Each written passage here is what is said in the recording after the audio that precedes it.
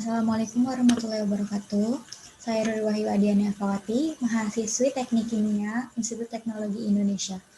Saya akan menjelaskan tentang ujian akhir semester saya mengenai mata kuliah perancangan pabrik kimia.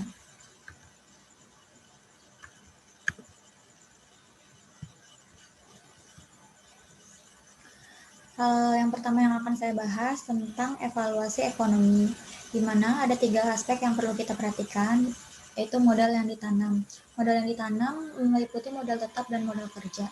Modal tetap itu meliputi modal awal untuk proses pembangunan pabrik sendiri, sedangkan modal kerja yaitu modal yang digunakan untuk keperluan proses produksi.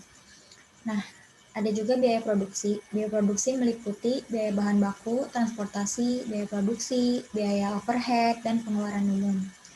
Analisis ekonomi. Tujuan dari analisis ekonomi yaitu mengkaji kemungkinan keuntungan yang dapat diperoleh dari suatu penanaman modal. Hasil analisis ekonomi digunakan untuk mengambil keputusan apakah penanam modal itu diteruskan atau tidak. Nah, parameter analisis finansial ada BEP, NPV, NET, ROI. BEP yaitu besar nilai laba penjualan, NPV, Net Present Value, yaitu selisih nilai investasi sekarang dengan penerimaan pas masa mendatang.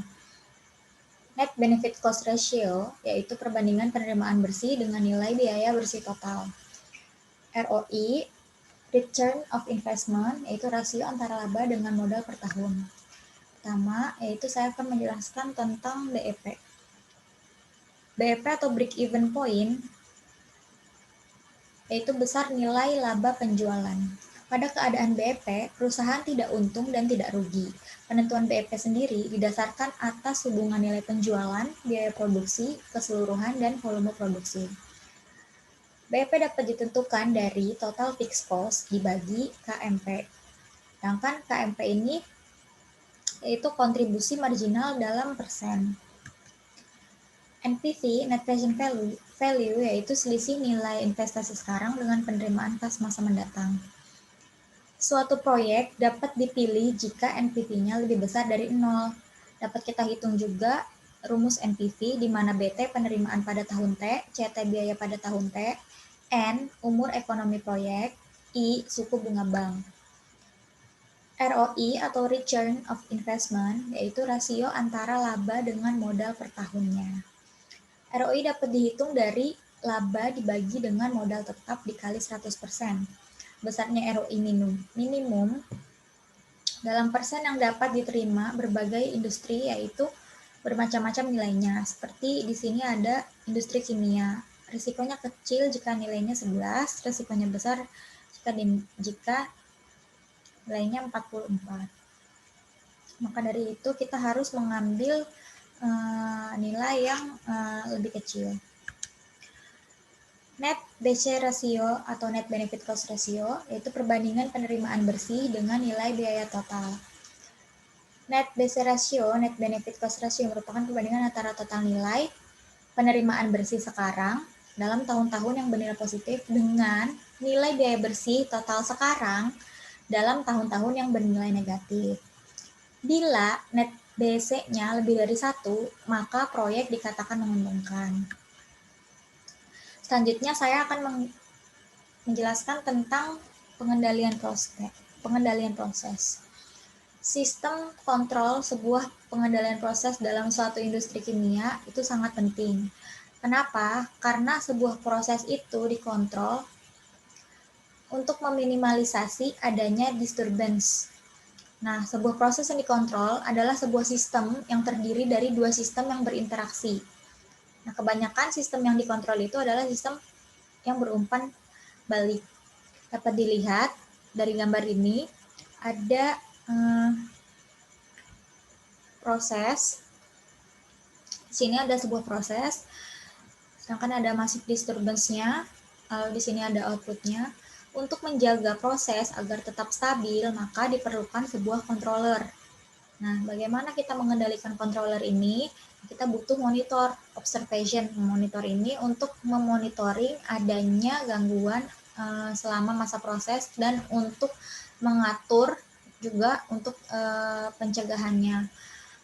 Jadi setelah controller dipasang dan misalnya ada fluktuatif disturbance, maka kita bisa langsung intervene. Nah, controller ini didesain untuk menyediakan pengaturan keluaran proses karena adanya gangguan, sehingga pabrik kimia dengan sistem kontrol lebih minimalisasi dalam gangguan, sehingga dapat menghasilkan output yang maksimal. Dalam proses pengendalian proses, ada kontrol variabel, yaitu bahan yang diukur dan dikendalikan seperti suhu keluaran, aliran keluaran, tekanan. Manipulatif variabel yaitu bahan yang dimanipulasi, yaitu besaran yang diubah oleh controller untuk mempengaruhi ubahan terkendali. Hasil perubahan variabel yang dirubah disesuaikan dengan nilai set point. Nah, set point itu sendiri besaran ubahan proses yang dikehendaki. Jadi kita yang atur set point-nya. Sensing element, yaitu bagian untuk mengukur gangguan ubahan yang terkendali. Bisa pakai thermocouple atau orifice plate. Transmitter yaitu alat yang digunakan untuk membaca sensing elemen dan mengubah menjadi sinyal yang dimengerti oleh controller. Measurement variable yaitu sinyal yang keluar dari transmitter. Control unit yaitu elemen yang membandingkan atau mengkoreksi sinyal keluaran dengan kebutuhan yang dikehendaki dengan cara menghitung dari data-data proses. Unit ini berfungsi menggantikan manusia dalam mengendalikan proses. Bagian ini akan menghitung, mengkoreksi, dan menyelesaikan alih fungsi dari data output error ke input.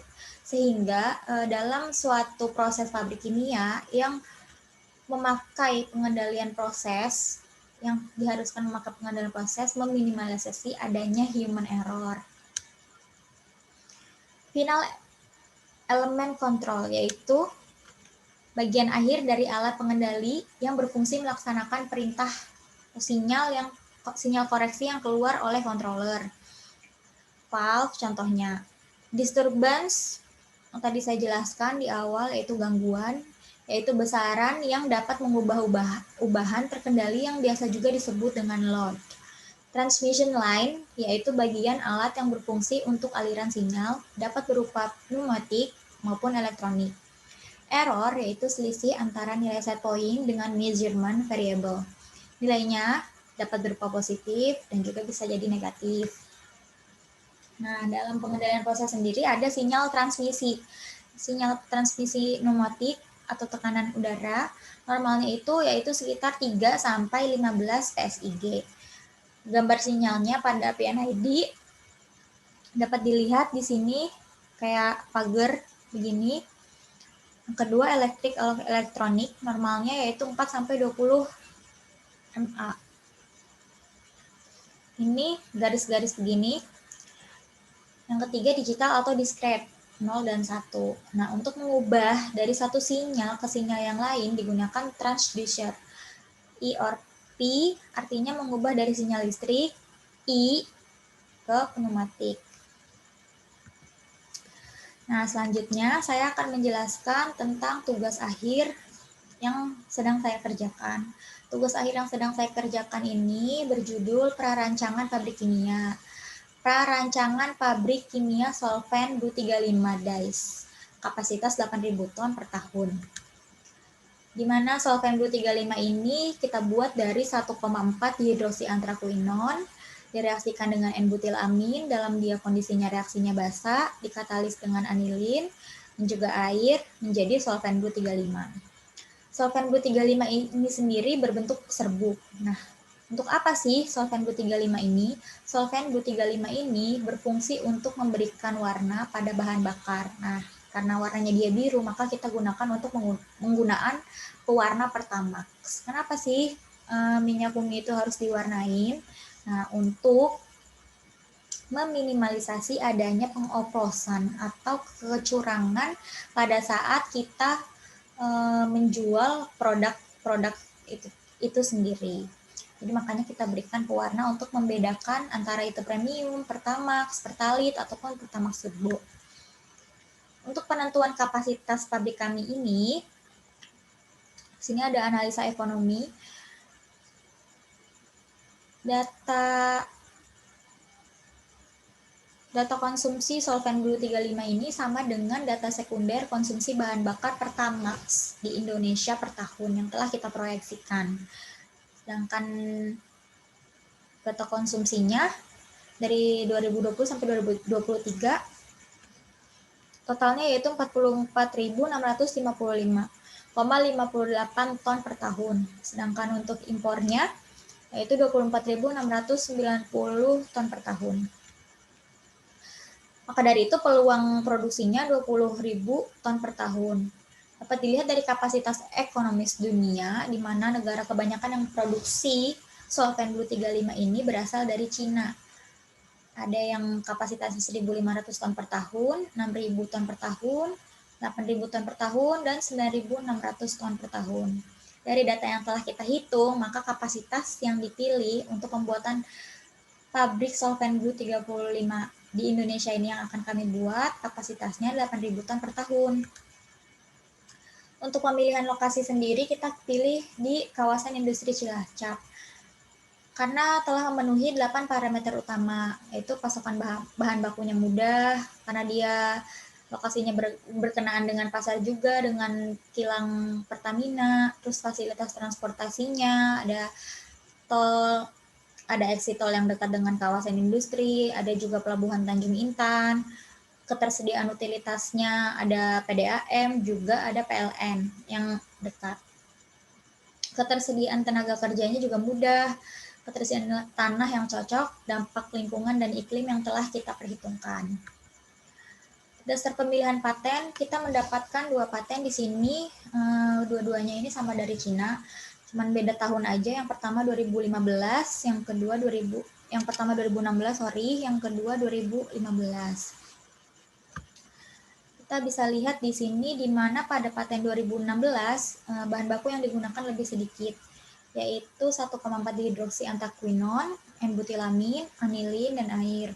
Sedangkan pada paten 2015 menggunakan bahan baku lebih banyak. Untuk tingkat kompleksibilitas teknologi, sebetulnya sama saja antara 2015 dan 2016, cuman yang 2016 ini lebih sederhana dan lebih simpel, sedangkan pada tahun 2015 lebih jauh lebih rumit dan lebih kompleks lagi.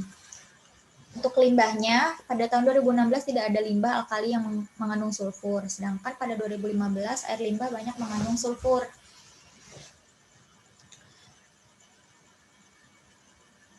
Nilai COD-nya tinggi, konversinya 85, sedangkan pada tahun 2015 konversinya not allowance.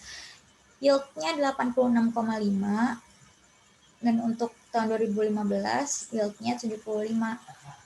Waktu reaksi pada paten 2016 hanya 2 jam, sedangkan pada tahun 2015 waktu reaksinya panjang dan tidak diketahui waktunya.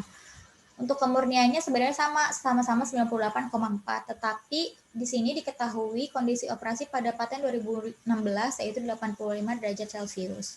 Sedangkan pada tahun 2016 belum diketahui. Nah, di sini ada gambaran proses pembuatan solvent Blue 35 dalam bentuk BFD-nya. Di mana dihidroksiantaquinon ini masuk bersama N-butilamin ke dalam mixer dan juga katalis, lalu dipanaskan sampai 85 derajat Celcius, lalu direaksikan di reaktor CSTR, lalu didinginkan 40 derajat, kemudian difiltrasi. Setelah difiltrasi, lalu dikeringkan untuk diambil serbuknya, maka produk solvent Blue Dye siap untuk dipasarkan. Terima kasih, sekian presentasi dari saya. Wassalamualaikum warahmatullahi wabarakatuh.